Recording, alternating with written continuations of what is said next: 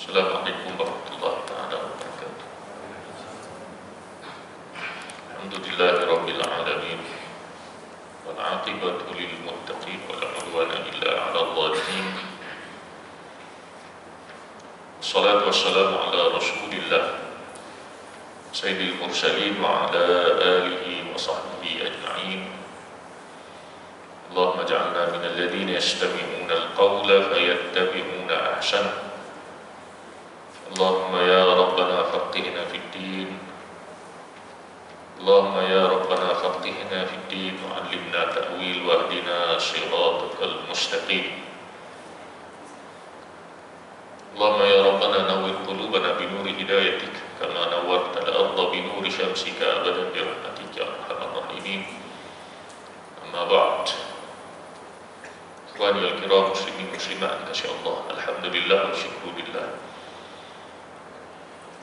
Segala puji bagi Allah Subhanahu wa taala. Kerana hanya Allah Subhanahu wa taala yang benar-benar berhak untuk dipuji dengan segala pujian kesempurnaan. Salawat dan salam untuk junjungan besar kekasih Allah Nabi Muhammad sallallahu alaihi wasallam, keluarga baginda, para sahabat baginda serta tabi'in dan juga tabi'in, pengikut kepada para sahabat serta pengikut kepada pengikut para sahabat sehingga hari kiamat. Muslimin muslimat dikasihi Allah, bersyukur kita kepada Allah Subhanahu wa taala. Ayolah kita memanjatkan kesyukuran kepada Allah Subhanahu wa taala atas limpahan kurniaan rahmat, nikmat dan juga inayah Allah Subhanahu wa taala kepada kita. Maka kita dapat bangkit pada subuh ini sekali lagi bersama dengan subuh-subuh yang sebelumnya, alhamdulillah, dalam keadaan muslim mukmin yang diberikan kesihatan dan kemampuan untuk memanfaatkan nikmat-nikmat tersebut. Ada yang diberikan nikmat tersebut ataupun begini, ada yang mungkin berniat dan berhajat untuk memanfaatkan pagi ini dengan amal soleh, namun dari sudut asbabnya tidak dipermudahkan kepada mereka. Dan kita, Allah Subhanahu wa taala bukan sahaja membenarkan niat kita itu, bahkan dari sudut perbuatan itu juga Allah Ta'ala izinkan kita melakukan. Jadi benarlah segala pujian balik kepada Allah Subhanahu wa taala. Kita ni tak ada apalah. Tadi Tuan Imam dibaca tak? Wahai manusia, ya ayuhan nas, antumul fuqara ila Allah. Wahai manusia, kamu semua adalah fuqara, fakir yang tak ada apa-apa, berhajat ila Allah, kepada Allah Subhanahu wa taala. Bukan dari sudut harta saja, bahkan dari sudut segala sudut dalam kehidupan, daripada A sampai Z, kita memang memerlukan Allah Subhanahu wa taala. Jadi kita ni tak ada apa-apalah, teman-teman yang dikasihi Allah. InsyaAllah dalam, saya kira tak sampai sebulan sahaja lagi kita akan menyambut satu lagi hari kebesaran umat Islam, iaitu Idul Adha, yang mana umat Islam kalau di Malaysia ini telah pun bergerak bila masuk Ashhurul Haram, itu bulan-bulan haji, bulan haram itu bulan haji lebih tepat lagi. Terutama kalau rasanya di Malaysia ini bermula 31 bulan, bulan lepas lagi dah ada flight bergerak ke Makkahul Mukarramah untuk menunaikan haji. Dan kebanyakan kita yang tidak dipilih oleh Allah Subhanahu wa taala Moga-moga dalam tahun akan datang, tahun akan datang, kita dijemput oleh Allah Ta'ala, sama ada buat kali pertama ataupun sekali lagi.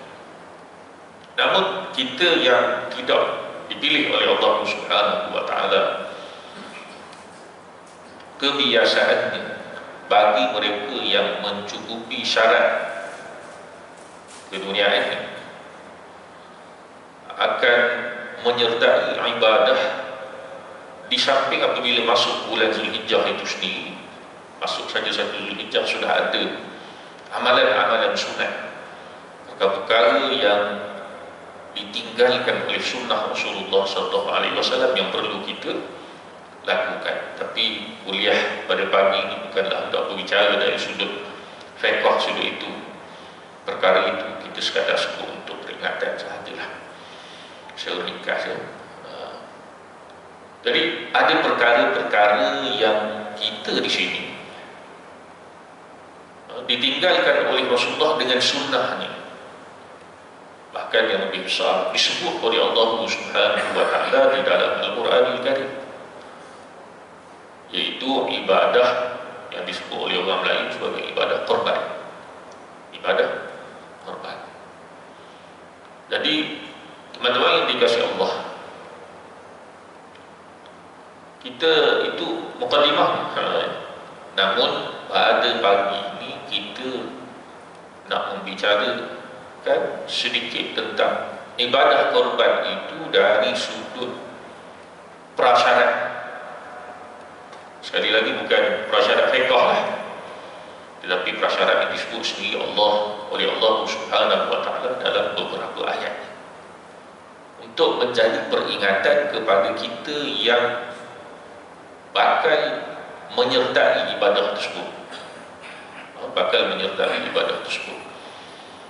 Itu kalau saya percaya surau teman-teman di sini, kalau bahagian kota Bandar Seri Putera ini, dengan pola penempatan yang saya rasa bermula daripada orang Islam menengah dan ke atas majoritinya. Kalau ibadah korban ini jika dari sudut ulul amri, pengurusan Jabatan Agama Islam benarkan, Masya Allah, keelan sahaja seekor lembu, dua ekor lembu akan ada penambah.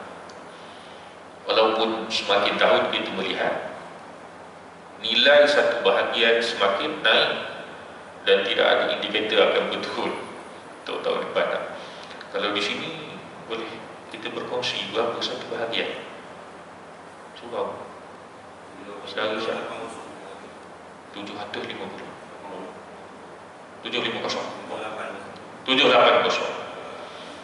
still okay.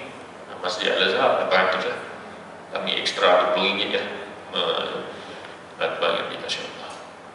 Dulu, bila sebut dulu mungkin 5 tahun sebelum ini, ataupun 7,000 ialah tahun-tahun sebelum ini, harga seekor lembu tu tak seperti sekarang lah, teman-teman, insyaAllah. Jadi sekarang ini harga pun gitulah, RM6,000, RM7,000. Jadi bagi mereka yang cukup syarat, syarat yang saya sebut yang pertama ini, teman-teman dikasih Allah, ialah sebab ini kebiasaan yang segera keminda kita, dia sebut nak buat korban. Syarat inilah yang kita akan fikirkan, iaitu syarat kewangan. Betul? Tanpa menafikan bahawa fiqh juga melihat pada sudut itu penting. Memang ibadah yang disyariatkan kepada kita diikat dengan al-istita'ah, kemampuan. Hatta haji itu sendiri, apabila tidak mampu, gugurlah kewajiban. Tapi jangan buat-buat tak mampu. Itu soal lain lah. Haji itu, korban ini tuan-tuan, insya-Allah, bila cukup ada duit, kebanyakan rakan-rakan kita umat Islam akan bersegera berhubung dengan pihak surau, pihak masjid, mendapatkan bahagian-bahagian. Kadang-kadang kita tak iklan pun lagi, dia dah tanya dah, jawatan kuasa surau, jawatan kuasa masjid, tak mesyuarat pun lagi. Kalau kami tu pembentaran ketah kerja program korban itu, kita tak sampai lagi pada pengurusan. Dah ada dah yang tanya, tahun ni Ustaz Berapa satu bahagian? Berapa ekor dapat? Vendor-vendor pun dah mula dah. Jadi glamour Nazir dengan pengurusi surau. Semua orang bumi sahaja nak bagi offer 10 ekor, kita bagi ekstra 1 ekor. Jadi syarat keduniaan itu ya seorang pihak itu ada duit tak ada duit, tanpa menafikan kepentingan aspek syarat tersebut. Namun di sana teman-teman yang dikasih Allah, persoalan ialah syarat yang lain. Sebagaimana yang saya sebut tadi, yang dinyatakan oleh Allah Subhanahu wa Ta'ala sendiri di dalam Al-Quran ini. Pada pagi ini kita nak melihat syarat itu, iaitu syarat ketakwaan. Sebagaimana dinyatakan oleh Allah Subhanahu wa Ta'ala kepada kita di dalam satu surah Al-Ma'idah, teman-teman yang dikasihi Allah, surah Al-Ma'idah ayat 72, saya ingat saya. Kalau dalam kitab ni saya tersilap. Surah Al-Ma'idah ayat 70, itulah lebih kurang 72 rasanya. Yang mana syarat ataupun perihal kepentingan syarat ketakwaan di dalam berkorban ini, bahkan dalam semua amalan sekalipun, khususnya korbanlah, dinyatakan oleh Allah Subhanahu wa Ta'ala melalui satu kisah tragedi yang berlaku sejak daripada awal manusia berada di muka bumi ini. Teman-teman yang dikasihi Allah, firman Allah Subhanahu wa Ta'ala, a'udzu billahi minasyaitonir rajim. Bismillahirrahmanirrahim. وَاتْلُ عَلَيْهِمْ نَبَأَ بَنِي آدَمَ بِالْحَقِّ إِذْ قَرَّبَا قُرْبَانًا فَتُقُبِّلَ مِنْ أَحَدِهِمَا وَلَمْ يُتَقَبَّلْ مِنَ الْآخَرِ قَالَ لَأَقْتُلَنَّكَ قَالَ إِنَّمَا يَتَقَبَّلُ اللَّهُ مِنَ الْمُتَّقِينَ. Itu ayatnya. Yang bermaksud, teman-teman yang dikasihi Allah, وَاتْلُ عَلَيْهِمْ نَبَأَ بَنِي آدَمَ بِالْحَقِّ, dan bacakanlah kepada mereka, watlu, tilawah, sampaikanlah kepada mereka, yakni Nabi Muhammad SAW, bagi tahu umat Islam, sahabat-sahabat umat Islam, umat, bagi tahu mereka, naba, berita, ibnai Adam, dua anak Adam, bilhaq, dengan kebenaran, bil qarraba qurbanan, ketika mana kedua-duanya qarraba, menghampirkan diri, qurbanan, dengan pengorbanan, fatuqbila min ahadihima, maka diterima daripada salah seorang daripada kedua-duanya,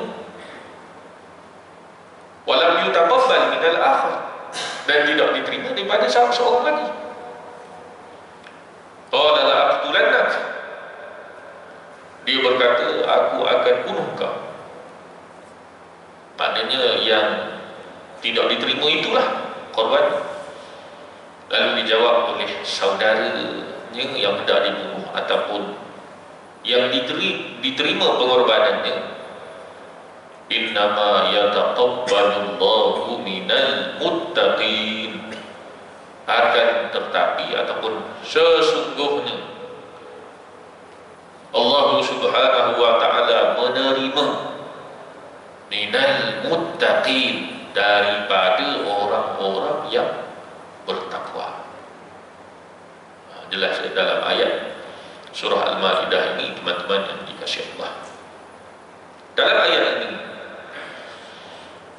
kata sebahagian ulama, Allah Subhanahu wa Ta'ala mengkisahkan kepada kita berita dua orang anak Adam. Dalam ayat daripada surah Al-Ma'idah ini tak sebut nama, namun di kalangan para alim ulama, dalam penulisan-penulisan mereka menyatakan nama kedua-dua anak Adam ini, sebutan Arabnya sebagai Habil dan juga Qabil. Habil dan juga Qabil. Orang putih sebut versi Ahlul Kitab dalam bahasa Inggeris, seingat saya dia panggil Abel and Cain. Abel and Cain.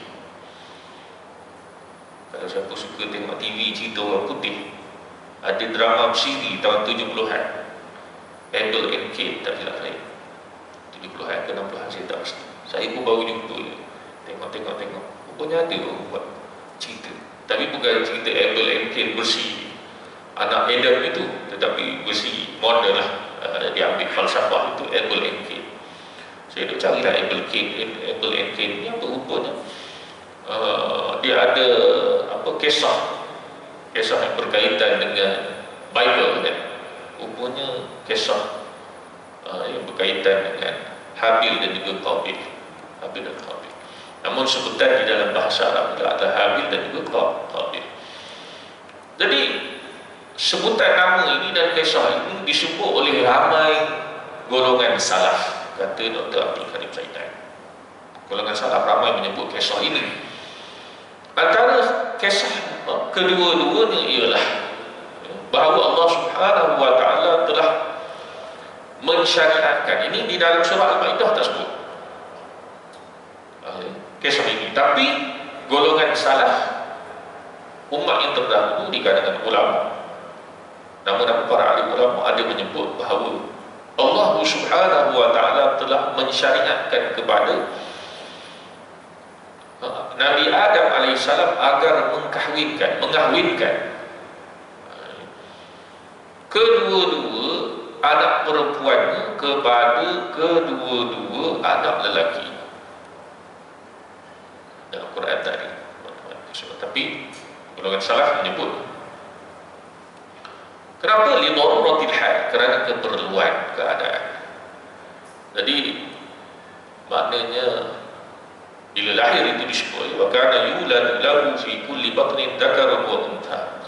Setiap kali kelahiran, iaitu nenek kita Hawa lahir, yulad min dzakarin wa untha, lahir laki, lahir perempuan.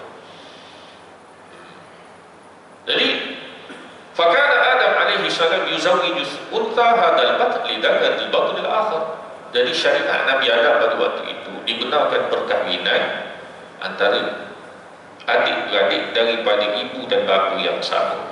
Yalah, kerana pada waktu itu ibu dan bapa dua orang sahaja, Nabi Adam dan juga Hawa, dan keperluan untuk meramaikan manusia ini adalah perlu. Jadi apa yang dibuat ialah anak lelaki daripada kehamilan yang ini taklah berkahwin dengan anak perempuan daripada kehamilan yang lain, dan begitulah seterusnya. Anak perempuan daripada kehamilan yang pertama taklah berkahwin dengan anak lelaki daripada kehamilan kedua. Adalah disebut nama Habil ini lahir dengan siapa? Ada yang kata nama saudara perempuannya Damimah lah. Ada yang kata Qabil pula saudara perempuannya adalah Wadi'ah. Wallahu ta'ala a'lam. Abdul Karim Zaidan dalam kitab ini pun dia tak sebut riwayat ini datang daripada mana, tapi nama ni ada di situ. Kita betul-betul nak mempertahankan pun kita pun tak pastilah. Nama cerita ini disebut, itu saja. Tapi kalau betul-betul yang ekstrim tu, peganglah dengan surah Al-Ma'idah itu sahaja. Kalau ada yang bertanya, Ustaz, kenapa berlaku konfrontasi antara Habil dan Qabil? Quran tak sebut kisah ini, tapi para salaf sebut konfrontasi yang melibatkan wanita, nak kahwin dengan perempuan pilihan. Jadi Qabil ini dia tak setujulah cross marriage, betul istilah penting, silang perkahwinan itu dia tak setuju. Dia sebab dia sayang, Qabil sayang saudara ataupun saudari perempuan yang lahir bersama dengannya. Jadi dia tak setuju. Jadi Nabi Adam menyatakan tak boleh, kerana ini arahan daripada Allah. Jadi oleh sebab itu diperintahkan kepada kedua-duanya untuk mempersembahkan pengorbanan kepada Allah Subhanahu wa taala. Barang siapa yang diterima pengorbanannya, maka saudara ataupun perempuan Wadi'ah itu yang lahir bersama dengan Qabil itu menjadi milik dia. Ada yang kata sebab Wadi'ah ni lebih cantik daripada Danimah. Allahu ta'ala a'lam. Tapi rasanya majoriti lelaki gitu lah. Faktor rupa paras itu, walaupun bukan faktor dominan, tapi dia mempengaruhi. Hatta perempuan juga begitu. Kalau ada yang kata, Ustaz, saya tak tengok sangat rupa paras, mungkin kita kena review balik lah. Maksud rupa paras itu bukanlah handsome setara maknanya. Kalau dulu orang sebut Shah Rukh Khan zaman dulu-dulu, ataupun Hrithik Roshan, pelakon-pelakon glamour, tak. Rupa itu maknanya bila melihat itu tenang hati kita melihat, dan kita tidak resah dengan pasangan kita apabila dilihat oleh orang lain. Itu maksudnya. Ya, teman-teman yang dikasih Allah. Kalau handsome, lebih handsome tu dapat setara handsome Nabi Yusuf, atau lebih lagi seperti Nabi Muhammad SAW. Dalam riwayat-riwayat menyebut kecantikan rupa parah Rasulullah itu nikmat, insya-Allah. Jadi kalau kita tanya orang yang dapat pasangan yang cantik-cantik ni, payah juga pergi mana-mana orang untuk merhati, tak senang dibuat. Jadi dapat yang setara selevel dengan kita senang lah kan. Kalau kita ni orang pun tengok sekali dia tak pandang lagi sekali. Jadi kalau duk pandang sekali lagi kita tak terang. Jadi ada yang menyatakan sedemikian kecantikan Wadi'ah ini, saudara ataupun saudara perempuan yang sama kelahiran dengan Qabil. Jadi diminta daripada kedua-duanya untuk mengemukakan penyembahan ini, korban kepada Allah Subhanahu wa taala. Siapa yang diterima pengorbanannya, maka dialah mendapat hak untuk berkahwin dengan Wadi'ah, saudara perempuan satu kelahiran dengan Qabil.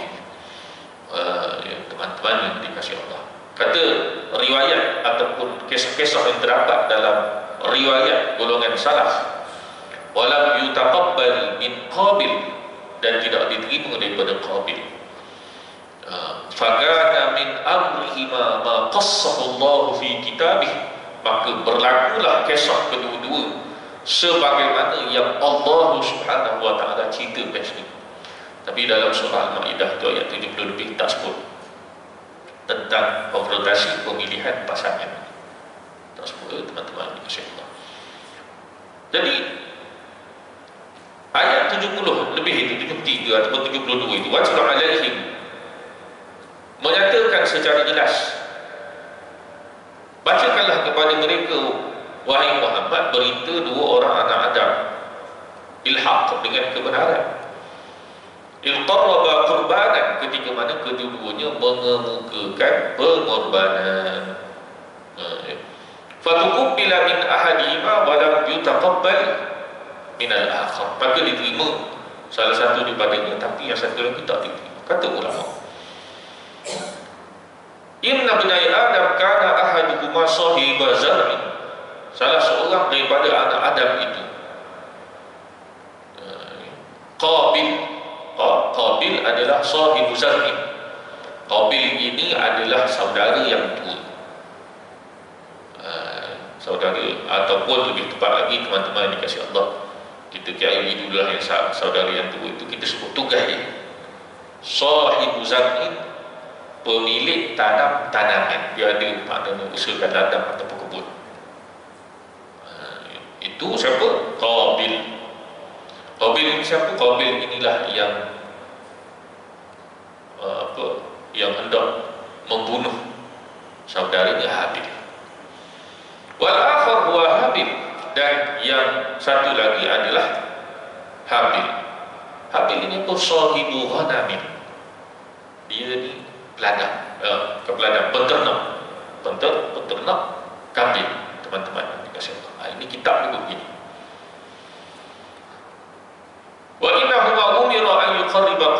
kedua-duanya diperintah untuk mengemukakan pengorbanan pada Allah Ta'ala. Jadi Habil, ini kita, pengajaran pada kita. Habil telah menyembahkan, mengemukakan sebaik-baik kambingnya untuk dikorbankan kerana Allah Subhanahu wa Ta'ala. Jadi bila kita tengok khairu, kata ulama, sebaik-baik ghanami.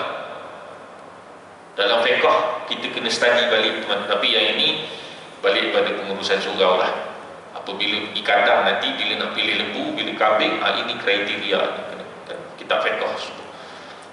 Kena pilih haiwan yang telah cukup umurnya, 2 tahun lebih dah, lebih kurang gitu. Lembu, tak silap saya. Cek balik lah kita fiqh pada teman-teman. Kita kena study balik.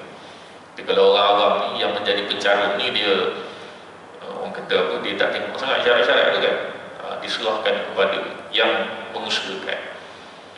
Jadi manifestasi fiqh kepada khairu yang terbaik itu, sifat-sifat itu tadi, tanduknya tak patah, tidak ada penyakit, dagingnya gini. Itu kan tularkan cerita tentang orang Pakistan ke orang Bangladesh yang nak buat korban kan, ada yang tular kat WhatsApp, saya tak pastilah kisah itu berlaku atau tidak, tetapi ada pengajaran lah daripada kisah tersebut kan. Sekumpulan orang Bangla pergi nak beli lembu korban kan. Jadi ada satu kandang tu kata, kita ada grade ini A, B, C. Dia kata, yang B, C kami tak nak. Pekerja-pekerja Bangla sebut, kami nak yang paling mahal saya. Sebab apa? Dia kata, ini korban untuk Tuhan, dia kata. Kisah tu ada herdikan pada orang-orang yang mungkin tidak berfikiran sedemikian. Tapi itu manifestasi kepada khairu, yang terbaik itu. Jadi ini balik kepada, tapi di situ harga itu teman-teman dikasih Allah dalam surau masjid ini, tengok ialah kita raikan kemampuan juga. Dengan kadar 780, 800 itu masih lagi mereka yang diwakilkan untuk memilih haiwan itu kena pilih yang terbaik. Tengok sifatnya bagaimana, ada cacat, tak ada cacat, ada penyakit, tak ada penyakit, sihat, tak sihat, cukup syarat umur atau itu manifestasi kepada sebaik-baik. Jadi riwayat mengatakan bahawa Habil ini telah mengemukakan sebaik-baik kambing yang paling gemuk, yang paling sok, tayyibatan biha nafsu, maknanya dalam keadaan diri dia suka, maknanya aku puas hati, gitu ya, aku pilih yang terbaik untuk Allah Subhanahu wa Ta'ala. Itu teman-teman kasih Allah. Ini karangan para ulama, tayyibatan biha nafsuhu, baik dengannya dirinya, maknanya baik dengan kambing itu, diri dia tu rasa dia betul-betul berpuas hati kerana dia well selected, kambing yang paling baik, yang paling gemuk, dikorbankan untuk Allah Subhanahu wa Ta'ala. Dan dia rasa tak adalah mungkin kalau sebahagian orang, alamak silap tapi dia kambing mahal pun dah. Mungkin tanya jadi surau kan, ada berapa package? 900, 800, kan, dan sebagainya. Tapi surau tak buat macam tu lah teman-teman yang dikasih Allah, tak buat macam tu lah. 800, 750, dan insyaAllah surau yang diwakilkan akan buat sebaik mungkin untuk pilih haiwan ternakan yang terbaik dalam kemampuan hati. Wa anna Qabil qarraba syarra zarrihi, ada pun saudara satu lagi itu kata para alim ulama, iaitu Qabil telah mengemukakan seburuk-buruk tanamannya, seburuk-buruk tanamannya, ghairu tayyibatin bihi nafsah, dan keadaan jiwa dia pun dia tak berapa nampak, tak apa reda sangat. Aduh, ni kena korban apa pula ni gitu.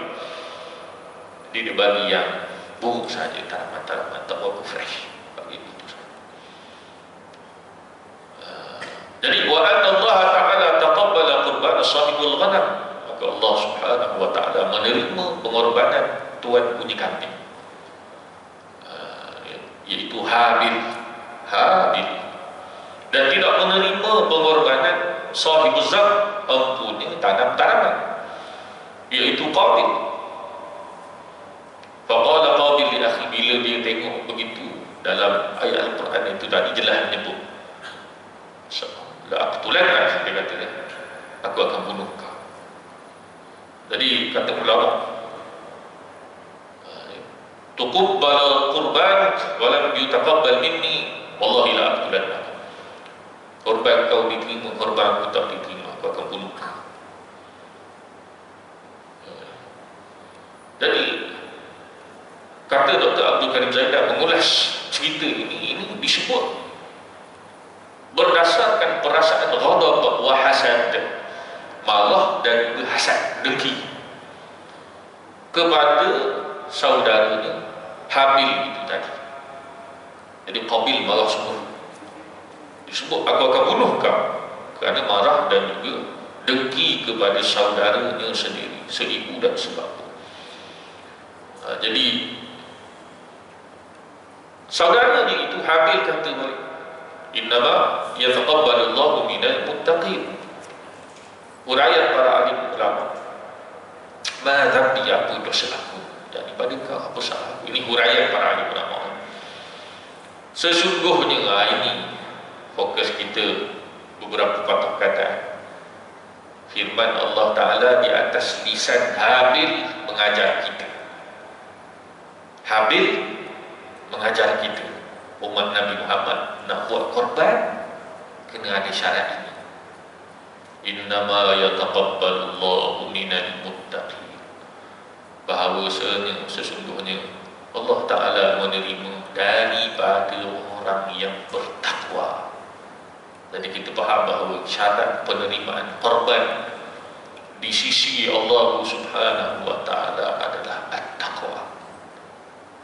Pengorbanan yang dikemukakan didasari dengan ketakwaan kepada Allah Subhanahu wa Ta'ala. Itu disebut. Teman-teman yang dikasihi Allah, Ibu soalan Ustaz, apa maksud didasari ketakwaan dalam mengemukakan pengorbanan? Kena balik kepada definisi takwa, teman-teman yang dikasihi Allah. Bila sebut takwa, teringat kuliah kita ataupun kuliah para asatizah di Rasulullah bulan Ramadan. Itulah teman-teman yang dikasihi Allah. Takwa itu jugalah yang disebut sepanjang bulan Ramadan. Bahkan awal Ramadan disebut la'allakum tattaqun. Rupa-rupanya bukan Ramadan sahaja, dah nak masuk Zulhijjah, kata kuncinya juga takwa lagi yang dituntut daripada kita. Jadi haruslah kita kembali semula kepada definisi-definisi ketakwaan yang disebut oleh para asatizah, ustaz-ustaz, para ahli ulama, lebih lagi dalam apa media sekalipun, apa platform sekalipun berkaitan dengan ketakwaan. Antaja'ala bainaka wa bainal ghadabillahi wiqayah. Ketakwaan itu kau jadikan di antara dirimu dan kemurkaan Allah Ta'ala serta azabnya. Apa dia? Wiqayah, satu pelindung. Kena ada benteng yang melindungi. Apa dia? Engkau membuat apa? Imtisalu awamirihi, kau patuh kepada perintah-perintah. Wajtinabu nawahihi, dan engkau menjauhi segala larangan. Ataupun kita pernah, saya sendiri pernah sebut teman-teman yang dikasihi Allah, pada teman-teman di sini yang sedang kuliah Ramadan, definisi daripada Sayyidina Ali dah. At-taqwa al-iman bil jalil. Takwa itu beriman kepada al-jalil, Tuhan, ataupun al-khawf min al-jalil, takut kepada Tuhan. Kalau Qabil itu tadi takut kepada Tuhan, dia takkan berikan bahagian yang buruk-buruk daripada tanaman. Jadi kita kena buat ibadah korban kita itu atas asas ketakwaan yang didefinisikan oleh Sayyidina Ali. Antara elemennya ialah takut kepada Allah. Takut kepada Allah. Bukan itu saja kata Sayyidina Ali, al-iman bitanzil, kerana kita beriman dengan tanzil Al-Quran Al-Karim, perintah Allah Ta'ala. Fasalli li rabbika wanhar, maka bersolat dan juga wanhar, buatlah pengorbanan, sembelihlah. Itu antara ayat yang menjadi dasar pensyariatan pengorbanan, penyembelihan udhiyah, lembu korban ataupun haiwan ternakan korban. Fasalli li rabbika wanhar. Jadi kita beriman dengan ayat tersebut.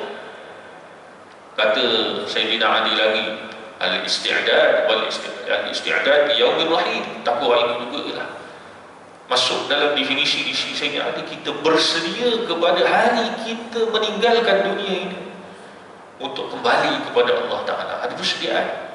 Al-kayyisu man dana nafsahu wa amila lima ba'dal maut. Orang yang bijak ini orang yang beramal untuk apa selepas pada kematian, dan dia menghitung diri dia dan beramal dengan apa selepas pada kematian. Yang disebut oleh Sayyidina Ali lagi, ketakwaan itu ialah al-bu'du minal qala wal qil, dan menjauhkan diri daripada orang ini kata gitu, orang ini kata macam ni, maknanya hearsay yang tak berasas, apatah lagi dengan asas-asas agama. Jadi ketakwaan, teman-teman yang dikasihi Allah, sebahagian salah menyebut ketakwaan itu bila kita melalui satu jalan. Ini semua orang maklum, melalui satu jalan ada duri, kita akan jaga supaya pakaian kita tidak dicari oleh duri-duri tersebut. Jadi berhati-hati sungguh kita dengan perintah dan larangan agama. Kerana Allah, buat kerana Allah.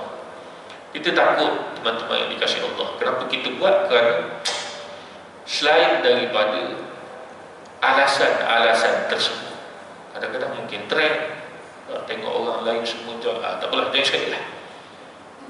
Tapi kita kena fresh, simple sebut. Kenapa aku buat? Kerana Engkau Allah. Mungkin kita kena sebut begitu. Ya, maknanya bukan dari sudut perbahasan Allah, tidak. Dari sudut untuk membulatkan hati kita supaya musuh-musuh lain, ilmu lain itu tak ada. Ya Allah, aku korban tahun ini kerana Engkau. Taat pada perintah Engkau.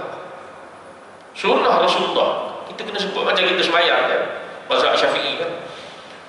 Niat sunat dilafazkan dengan kadar kita sendiri boleh dengar. Apa hikmah dia, teman-teman? Kawan saya, salah seorang lecturer, dia kata, aku fikirlah bila kita sebut satu perkara ni, kita tak pernah lupa. Contoh dia kata, dia nak buat satu benda, lepas habis kerja dia sebut, aku lepas ni aku nak pergi gini. Dia kata, antara hikmah ni, aku lepas tu aku tak lupa Rasulullah dia. Jadi mungkinlah bila kita nak membulatkan tekad kita, kenapa kita berkorban itu, ialah kita kena sebut pada diri kita, aku berkorban kerana Engkau ya Allah, bukan kerana benda yang lain. Bukan kerana benda yang lain. Bukan apa, teman-teman dikasihi Allah, kadang-kadang kita terlupa benda-benda macam ni. Ayat Al-Quran sebut, Allah Subhanahu wa ta'ala menyebut dalam surah Al-Hajj, la yanalallahu luhumuha wala dima'uha walakin yanaluhu taqwa minkum kadzalika sakhkharaha lakum litukabbirullaha ala ma hadakum wa basyiril muhsinin. Shadaqallahu al-azim.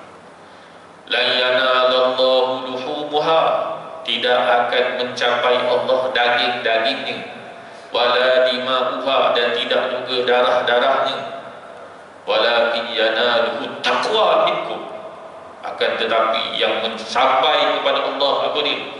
Ketakwaan daripada kamu.